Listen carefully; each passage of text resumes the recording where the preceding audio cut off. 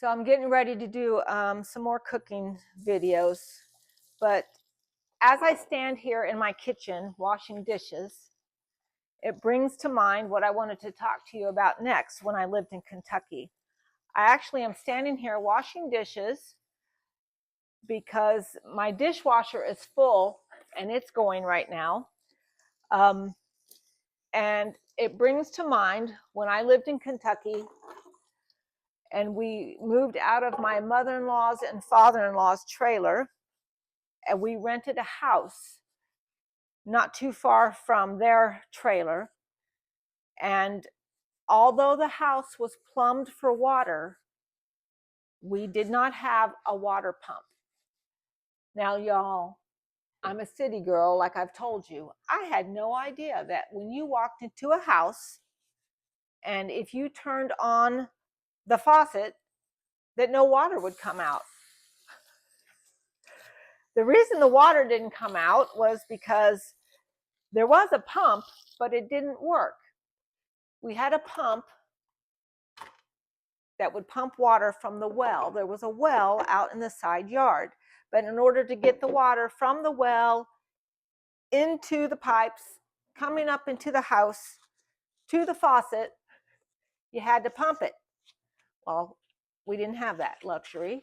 So what we did was we went out there to the well, and the well water there was absolutely beautiful. So I've told you before about the 25-pound buckets of lard. In fact, I'm going to go right out to the garage right now. I'm going to get one of those buckets and I'm going to show it to you. So you just hang on just a minute while I pause this. Be right back. All right, I'm back. This is not quite how big they were. They were bigger around at the top a little bit. But this is the type of bucket that we had. This is what we bought our lard in.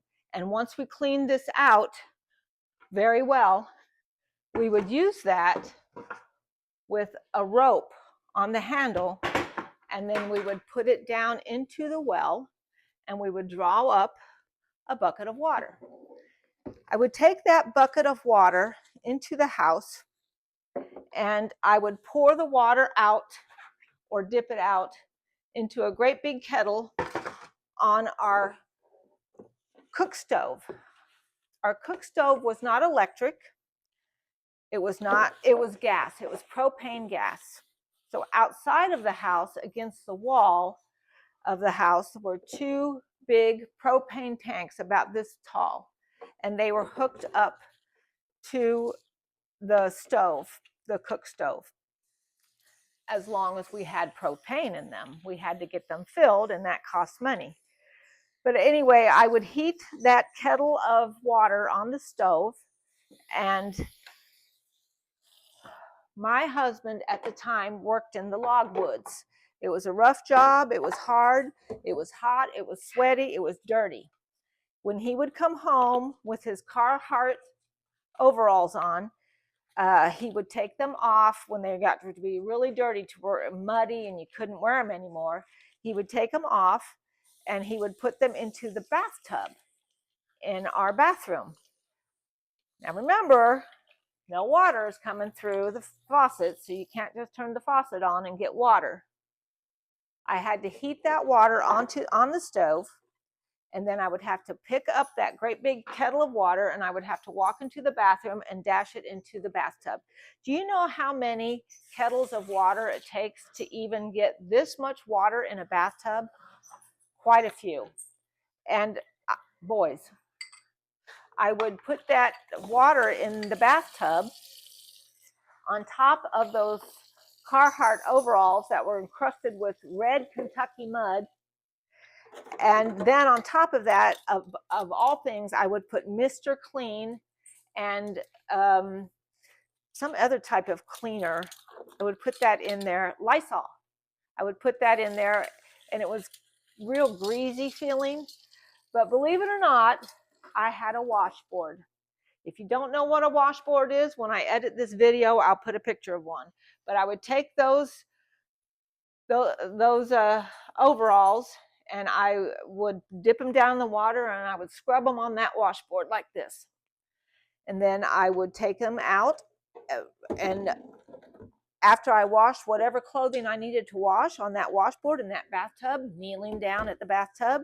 That was fun doing it when I was pregnant. Anyway, I would have to rinse them. I would have to boil more water or just use cold water from the well. And I would have to rinse them, and then I would have to take them out to the clothesline in the backyard and hang them on the clothesline. Because my mother-in-law was so merciful and kind, she offered to let me bring the clothes to her house, to her trailer, and wash the clothes on her wringer washer.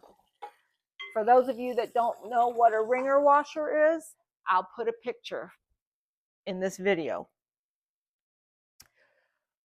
Then what I did is I saved up all of the clothes, the dirty clothes, in a hamper or whatever. And then I would take the bags of clothes over to Sally's, over to the trailer. And the washing machine, the wringer washer, was outside on the ground, outside of the back door of the trailer. It wasn't a back deck. It wasn't a back porch. You just opened up that door and there was ground. I think there was some concrete blocks as steps, fashioned as steps. Man, that water's hot. And the wringer washer was there. And I remember doing this in the fall. And it was wet and muddy and outside. But we took the water hose and hooked it up to the trailer, and we filled up the wringer washer and put in some washing powders, and then put the clothes in there, and the wringer washer, it would wash. It would wash those clothes. And then you had to take the clothes and run it through the wringers. This was electric wringers. I didn't have to crank it.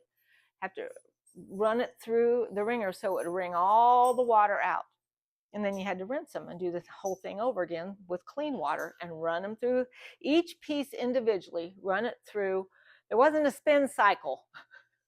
It was a wringer washer. It wrung the clothes out. It wrung out all the water from the clothes.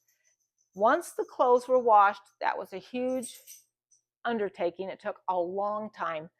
I'd put them back into the garbage bags, put them back into the pickup truck, take them back to my house up the road, get them out of the bags, and hang them on the clotheslines outside with clothespins. Now, one time in the fall, all the leaves were on the ground, it was muddy and it was wet, typical of that part of Kentucky in the fall. I had just got those clothes washed, and by the way, there wasn't any hot water. It was just water from the water hose where we washed these.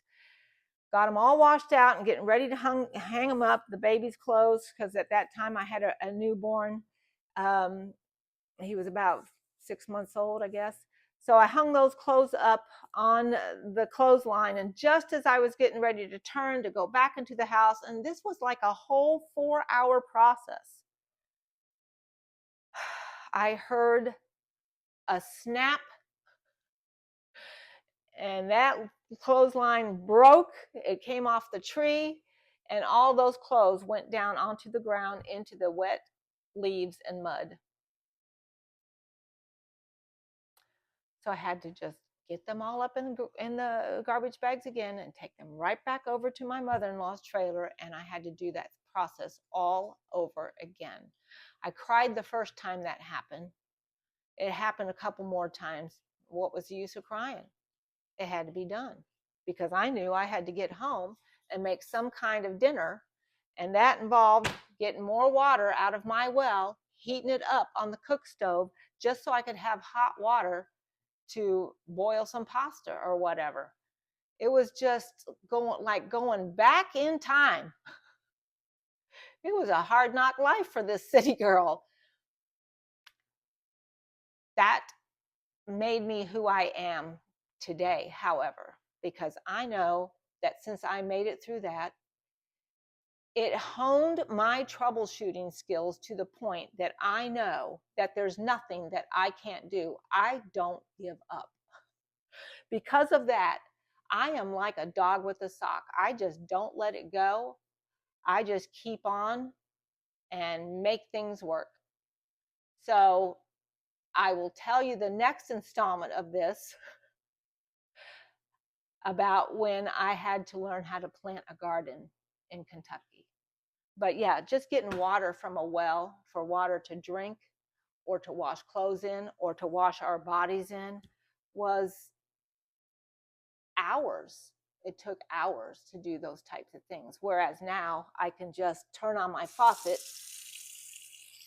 and water comes out. And I'm here to tell you, I thank God every day for the conveniences that I have in life. And I'll talk to you next time. Bye.